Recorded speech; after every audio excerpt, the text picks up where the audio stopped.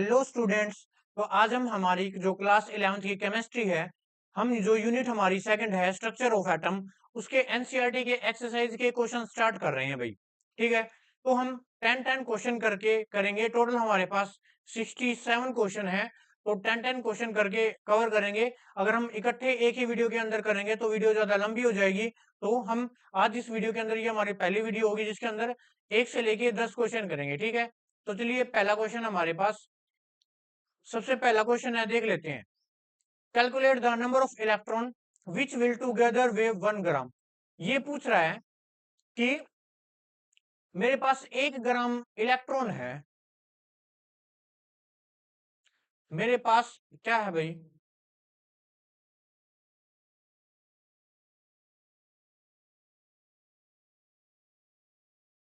For example, ये मेरे पास कोई भी एक ग्राम इलेक्ट्रॉन है ये। ठीक है, 1 ग्राम इलेक्ट्रॉन है। तो ये पूछ रहा है कि 1 ग्राम इलेक्ट्रॉन के अंदर कितने नंबर ऑफ इलेक्ट्रॉन होंगे। ठीक है, जो इलेक्ट्रॉन का वेट है वो 1 ग्राम है, तो 1 ग्राम के अंदर कितने नंबर ऑफ इलेक्ट्रॉन होंगे। तो सोल्यूशन के अंदर देख लेते हैं। सबसे पहले देखो क्या होगा। एक इलेक्ट्रॉन का जो वेट होता है, एक इलेक्ट्रॉन का जो हमारे पास वेट होता है वो कितना होता है, सबको पता है भाई। कितना होता है हमारे पास? 9.1 इंटू 10⁻⁻28 ग्राम। ये एक इलेक्ट्रॉन का वेट होता है। तो मैं ये लिख सकता हूं ना, 9.1 इंटू 10⁻⁻28 ग्राम के अंदर कितने इलेक्ट्रॉन होते हैं? एक इलेक्ट्रॉन होता है। ठीक है, तो 1.0 यानी 1 ग्राम के अंदर ये भी लिख सकते हैं हम। 1 ग्राम के अंदर कितने इलेक्ट्रॉन होंगे बताओ? 1/में 9.1 इंटू 10⁻28।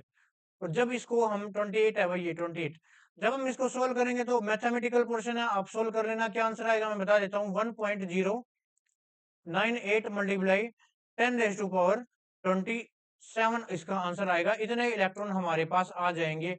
ठीक है, अब नेक्स्ट पूछ रखा है, देखो, calculate the mass and charge of 1 mole of electron. 1 mole of electron के ऊपर मास कितना, यानी 1 मोल इलेक्ट्रॉन का मास कितना होगा और चार्ज कितना होगा। तो सेकंड पार्ट देख लेते हैं भाई। ये हमारे पास सेकंड पार्ट है। सबसे पहले हम ये देख लेते हैं कि 1 मोल इलेक्ट्रॉन के अंदर, जो 1 मोल इलेक्ट्रॉन है उसके अंदर कितने इलेक्ट्रॉन होते हैं बताओ। जितना हमारे पास एवोगैड्रोस नंबर होता है, यानी 6.022 मल्टीप्लाई 6.022 मल्टीप्लाई 10⁻23। ठीक है, इतने इलेक्ट्रॉन होते हैं 1 मोल में। 1 मोल में इतने इलेक्ट्रॉन होते हैं हमारे पास, ये आपको याद रखना है। और यहाँ पे सबसे पहले पूछा है mass of.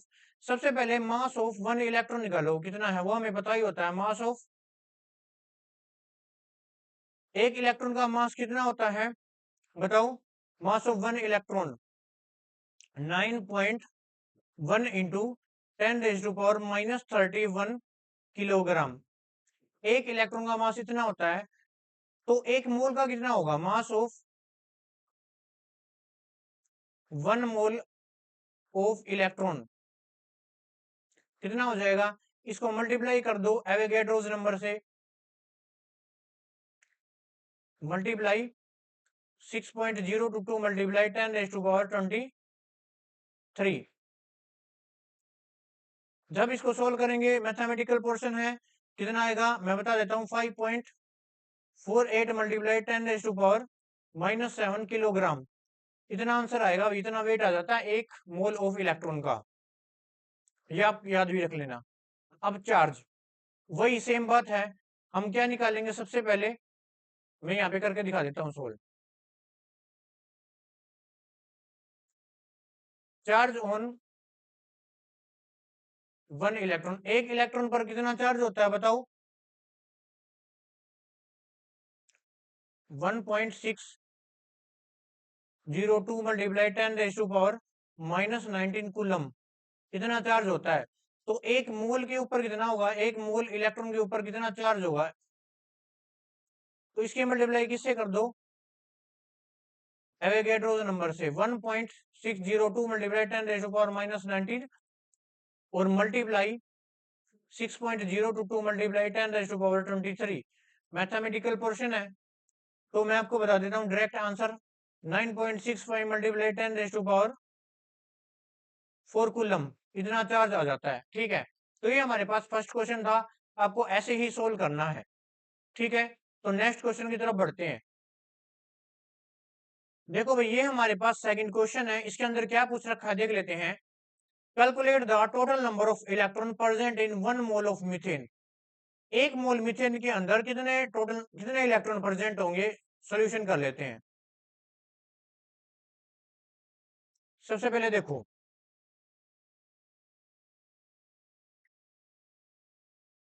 1 mole methane, 1 mole of methane. Methane का फॉर्मूला क्या होता है, CH4। ये आप सभी 10th के अंदर पढ़ के आए होंगे। ठीक है, इसके अंदर पार्टिकल कितने होते हैं अकॉर्डिंग टू मोल कॉन्सेप्ट। जब भी हम एक मोल लेते हैं मॉलिक्यूल को, एटम या पार्टिकल 6.022 मल्टीप्लाई 10⁻23। ठीक है, अब एक मोलिक्यूल के अंदर, एक मोलिक्यूल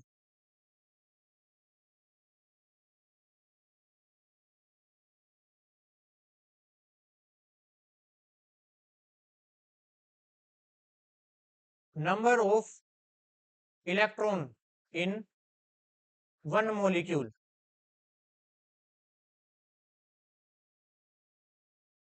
कितने होंगे भाई। हमारे पास फॉर्मूला है CH4। तो यहाँ पे देखो, कार्बन के अंदर कितने होते हैं, कार्बन के अंदर 6, 4 इसके हो गए, टोटल हमारे पास 12 इलेक्ट्रॉन होंगे। तो 1 मोल के अंदर कितने होंगे,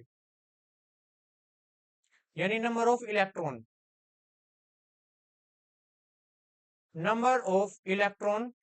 इन 1 मोल ऑफ मीथेन CH4 कितने होंगे, इसकी मल्टीप्लाई कर दो इससे, 6.022 मल्टीप्लाई 10⁻23, इसकी मल्टीप्लाई 12 से कर दो, 12 इलेक्ट्रॉन से। ठीक है, तो कितना आंसर आएगा मैं आपको बता देता हूं, 6.022 मल्टीप्लाई 10⁻24 इलेक्ट्रॉन्स आ जाएंगे। ठीक है, एक मोल मीथेन के अंदर इतने इलेक्ट्रॉन्स प्रेजेंट है। तो ये हमारा फर्स्ट पार्ट हो गया। अब इसका सेकंड पार्ट देख लेते हैं। देखो भाई, सेकंड पार्ट क्या पूछ रहा है, ये सेकंड पार्ट में find the total number and total mass of neutron in 7 milligram of carbon 14। Assume the mass of neutron इतना। ये क्या पूछ रहा है, हमें total number of carbon atom और न्यूट्रॉन पूछ रहा है 7 मिलीग्राम कार्बन 14। देखो भाई, कार्बन 14 उन्होंने खुद दिया यहाँ पर। तो देखो,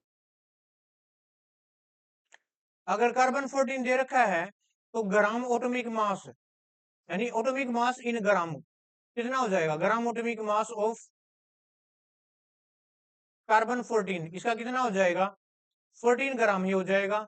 ये कि 14 ग्राम के अंदर है, लेकिन यहाँ पे हमें मिलीग्राम के अंदर दे रखा है, तो मिलीग्राम के अंदर कन्वर्ट करेंगे तो 14 मल्टीप्लाई 10⁻³ मिलीग्राम हो जाएगा। ठीक है, तो अब अगर 14 इंटू 10⁻³ मिलीग्राम के अंदर टोटल नंबर ऑफ, इसके अंदर इतने एटम है, 14 मल्टीप्लाई 10⁻³ मिलीग्राम के अंदर, यानी इस इतने कार्बन 14 के अंदर कितने एटम है, जितना कि किसके अंदर होता है अवेगेड्रोस नंबर के इक्वल 6.022 मल्टीप्लाई 10⁻23, है ना, इतने एटम्स। तो पूछ कितने रखा है इसमें, 7 मिलीग्राम के बारे में पूछ रखा है, 7 मिलीग्राम।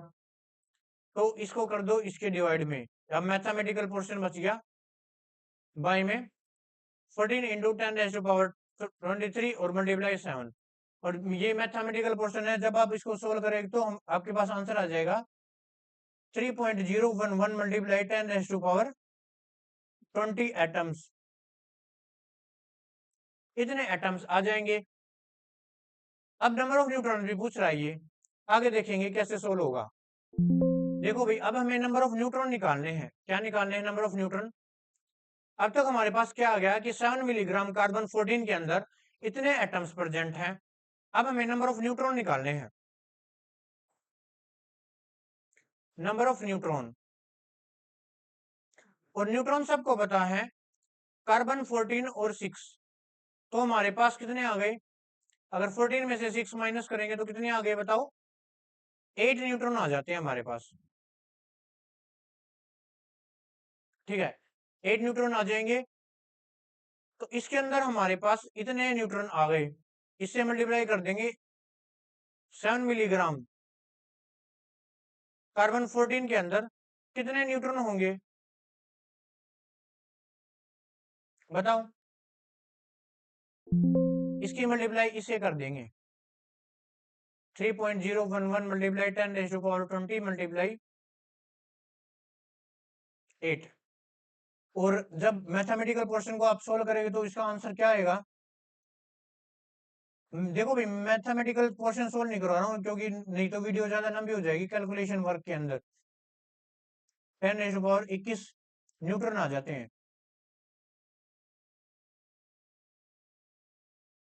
इतने न्यूट्रॉन आ जाएंगे। अब मास ऑफ न्यूट्रॉन निकालेंगे। मास ऑफ 1 न्यूट्रॉन, एक न्यूट्रॉन का मास कितना होता है सबको पता है। हमारे पास 1.675 मल्टीप्लाई 10⁻⁻27 किलोग्राम होता है। तो इतने न्यूट्रॉन का मास कितना होगा? तो मास ऑफ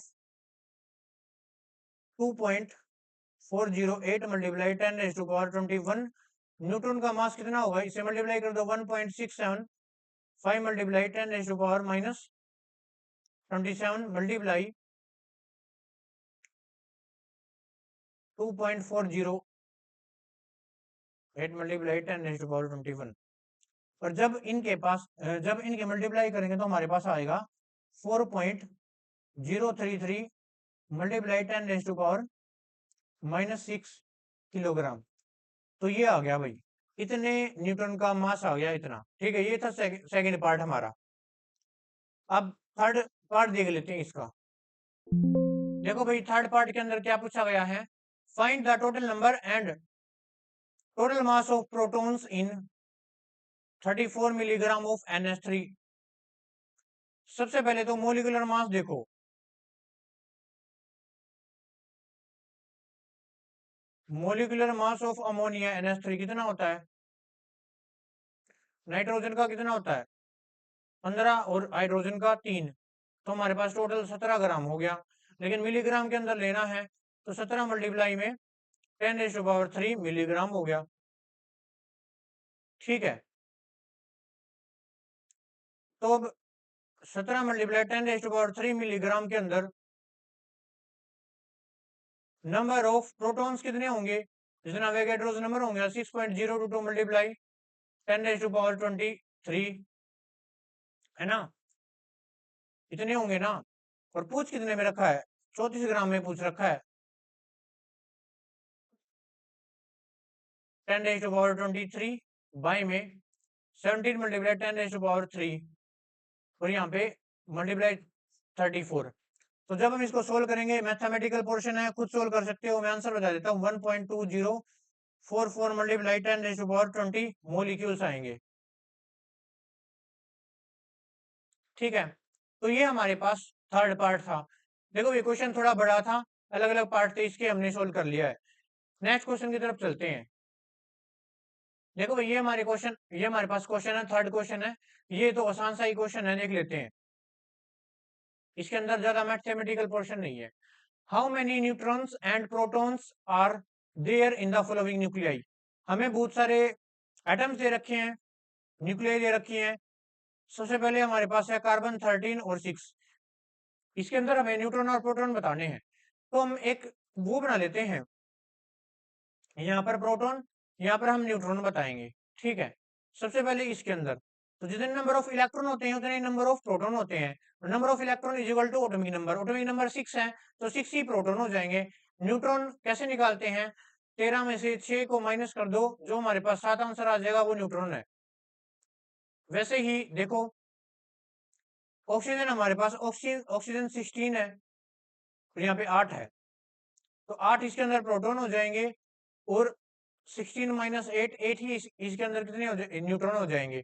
ठीक है, देखो भाई ऐसे सोल्व कर रही है। ये न्यूट्रॉन है, ये हमारे पास प्रोटॉन है, ठीक है। अब मैग्नीशियम,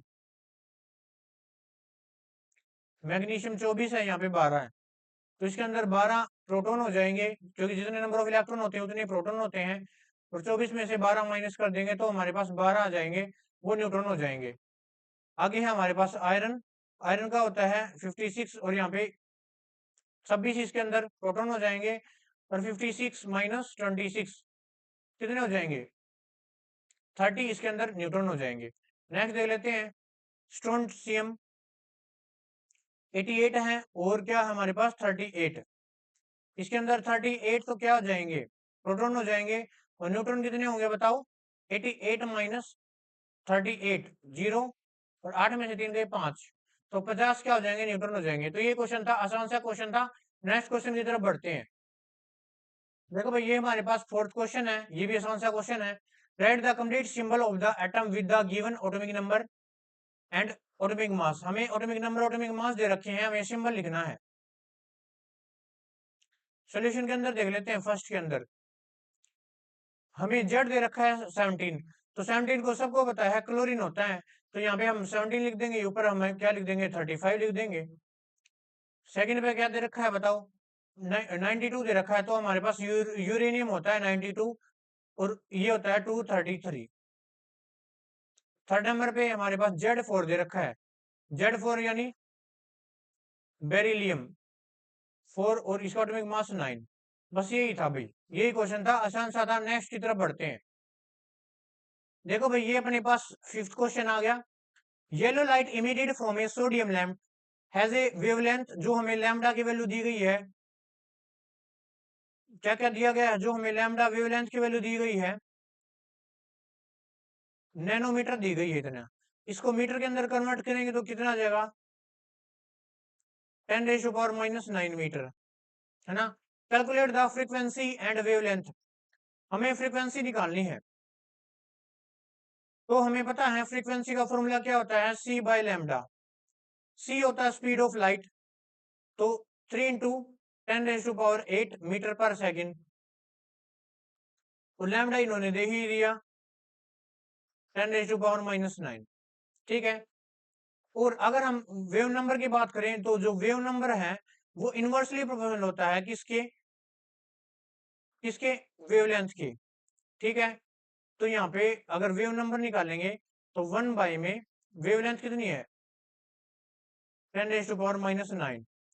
तो ये एक मैथमेटिकल क्वेश्चन है, तो मैं इसको बता देता हूँ, इसका आंसर क्या आएगा, 5.17 मल्टीप्लाई 10⁻14 सेकेंड इनवर्स, इतनी फ्रीक्वेंसी आ गई है, और ये आंसर आ जाएगा 1.724 मल्टीप्लाई 10⁻6 मीटर इनवर्स, ठीक है।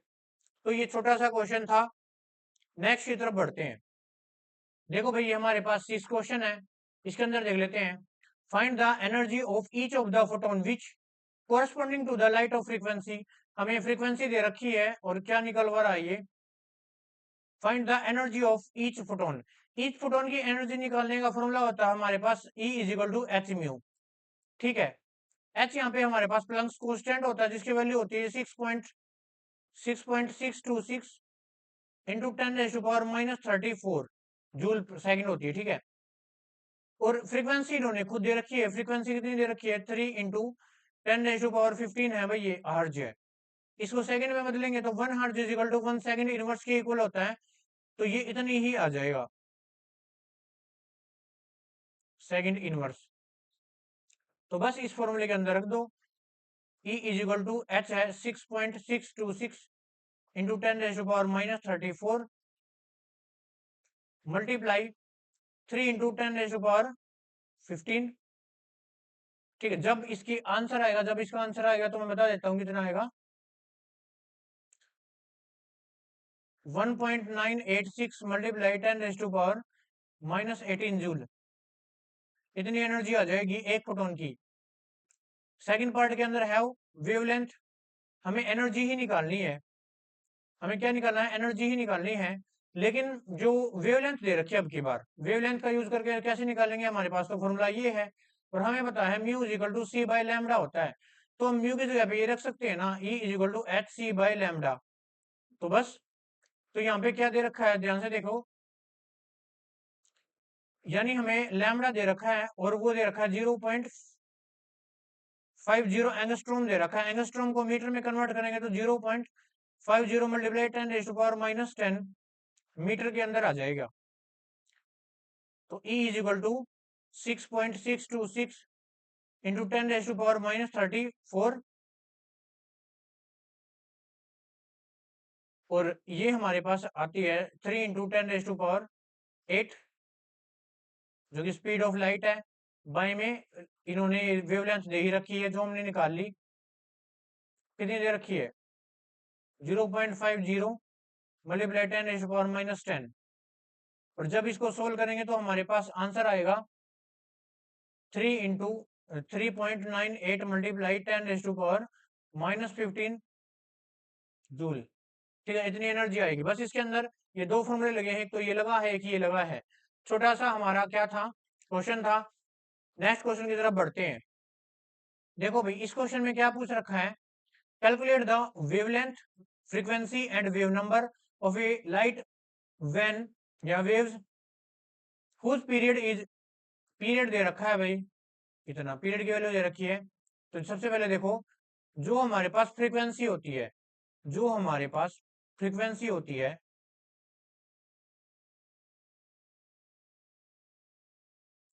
वो पीरियड की इनवर्सली प्रोपोर्शनल होती है, 1/पीरियड। तो यहाँ पे 1 में पीरियड कितना दे रखा है, 2.0 मल्टीप्लाई 10⁻⁻10। ठीक है, ये क्या आ गया अपने पास, इसकी वैल्यू जब आप इसको सोल्व करेंगे तो ये देख लेना क्या आएगा। ये आएगा, मैं बता देता हूँ, 5.0 मल्टीप्लाई 10⁻⁻9 सेकेंड इनवर्स। ठीक है, अब 10 करना, फ्रीक्वेंसी निकालनी है। फ्रीक्वेंसी निकाल दी, हमें वेवलेंथ निकालना है, लैम्डा। वेवलेंथ कैसे निकलेगा, लैम्डा निकालना है। लैम्डा का फॉर्मूला था एक बस C/μ। ठीक है, ये अपने पास फॉर्मूला था ना, अपने पास फॉर्मूला तो ये था mu is equal to C/λ। लेकिन हमने क्या कर दिया, ये इस तरफ पूछा दिया, ये नीचे लिया, ऐसे कर दिया ये। तो C सबको पता है, 3 इंटू 10⁻8 मीटर पर सेकेंड होता है। और म्यू की वैल्यू हमें पता ही चल गई, 10⁻9 सेकेंड इनवर्स। तो जब हम इसको सोल्व करेंगे तो हमारे पास आंसर आएगा 6.0 मल्टीप्लाई 10⁻⁻2 मीटर। ठीक है, अब हमारे पास वेव नंबर है। वेव नंबर हमको पता है लैम्डा के इनवर्सली प्रोपोर्शनल होता है। तो 1 में वेव नंबर कैसे निकालेंगे, 6.0 मल्टीप्लाई 10⁻⁻2। और जब इसको आप सोल्व करेंगे तो आपके पास आंसर आ जाएगा 16.66 मीटर इनवर्स। ठीक है, तो ये एक छोटा सा क्वेश्चन था। नेक्स्ट क्वेश्चन की तरफ बढ़ते हैं। देखो भाई, ये हमारे पास नेक्स्ट क्वेश्चन है, देख लेते हैं। Question number 1, what is the number of photon of light with a wavelength 4000 picometre. सबसे पहले तो इसको मीटर में कन्वर्ट करेंगे, 4000 मल्टीप्लाई 10⁻⁻12 मीटर। अब पॉइंट लगाएंगे तो कितना हो जाएगा, 1 2 3। तो इसके अंदर 1 2 3, 3 माइनस करो, -9 हो जाएगा। तो ये हमारे पास 4 मल्टीप्लाई 10⁻⁻9 मीटर आ गई वेवलेंथ, यानी लैम्डा दे रखा है। हमें नंबर ऑफ फोटोन पूछ रखे हैं। अब एक फोटोन की एनर्जी निकालेंगे सबसे पहले, E is equal to H mu, है ना, E is equal to H mu. और आगे फर्दर करें तो हमें लैम्डा दे रखा है, म्यू नहीं दे रखा, तो हम ऐसे भी तो कर सकते हैं, HC/λ। तो E इज इक्वल टू रखते हैं 6.626 मल्टीप्लाई 10⁻⁻34, प्लंक्स कांस्टेंट की वैल्यू रख दी, 3 इंटू 10⁻8, लैम्डा की वैल्यू रख दी 4 इंटू 10⁻⁻9। ये एक मैथमेटिकल पोर्शन है, जब आप इसको सोल्व करेंगे तो आपके पास आंसर आ जाएगा 4.969 मल्टीप्लाई 10⁻⁻17 जूल। इतनी एनर्जी आ जाएगी। इतनी एनर्जी आई एक फोटोन की, यानी हम ये कह सकते हैं 4.969 इंटू 10⁻⁻17 जूल एनर्जी आई है। कितने फोटोन की है? एक फोटोन की एनर्जी है, ठीक है। तो 1 जूल के अंदर कितना होगा? 10⁻⁻17। तो ये इसका आंसर था। और जब इसको सोल्व करेंगे तो हमारे पास आंसर आ जाएगा। ये मैथमेटिकल पोर्शन है, ये आप खुद सोल्व करना, इतने फोटोन आ जाएंगे, ठीक है। ये था। नेक्स्ट क्वेश्चन देख लेते हैं। देखो भैया हमारे पास नेक्स्ट क्वेश्चन है, इलेक्ट्रोमैग्नेटिक रेडिएशन ऑफ वेवलेंथ इतने नैनोमीटर है just sufficient to ionise the sodium atom. देखो भाई ये क्वेश्चन कैसे सोल्व होगा। Energy of photon E is equal to H mu. अब इसको हम एक और लिख सकते हैं, E is equal to H C by lambda. और यहाँ पे क्या क्या दिया गया है? लैम्डा हमें दिया गया है 242 नैनोमीटर। नैनोमीटर को मीटर में चेंज करेंगे तो 242 मल्टीप्लाई 10⁻⁻9 मीटर, ठीक है। एच की वैल्यू हमें पता ही है, प्लंक्स कांस्टेंट की 6.626 मल्टीप्लाई 10⁻⁻34। और सी की वैल्यू भी पता हमें 3 इंटू 10⁻8। तो सभी रख दो इसके अंदर। एच की वैल्यू 6.626 मल्टीप्लाई 10⁻34 मल्टीप्लाई 3 इंटू 10⁻8। नीचे लैम्डा है 242 मल्टीप्लाई 10⁻⁻9। तो जब आप इसको सोल्व करेंगे तो सोल्व करने पर आंसर आएगा हमारे पास, मैं बता देता हूँ, 0.0821 मल्टीप्लाई 10⁻⁻17 जूल। इतने एनर्जी आएगी फोटॉन्स की, ठीक है। अब आयोनाइजेशन एनर्जी पर मोल, आयोनाइजेशन एनर्जी पर मोल कितनी होगी? एक की तो इतनी है पर मोल, यानी एवोगैड्रो नंबर से मल्टीप्लाई करेंगे तो 0.0821 मल्टीप्लाई 10⁻⁻17 मल्टीप्लाई 6.022 मल्टीप्लाई 10⁻⁻10⁻23 आएगा, ठीक भाई में 1000। और जब इसको हम सोल्व करेंगे तो 494 किलो जूल पर मोल आ जाएगी। ये इसकी एनर्जी है, ठीक है। तो ये हमारे पास क्वेश्चन थे भाई। नेक्स्ट जो क्वेश्चंस हैं वो नेक्स्ट वीडियो के अंदर करेंगे। आज के लिए इतना ही।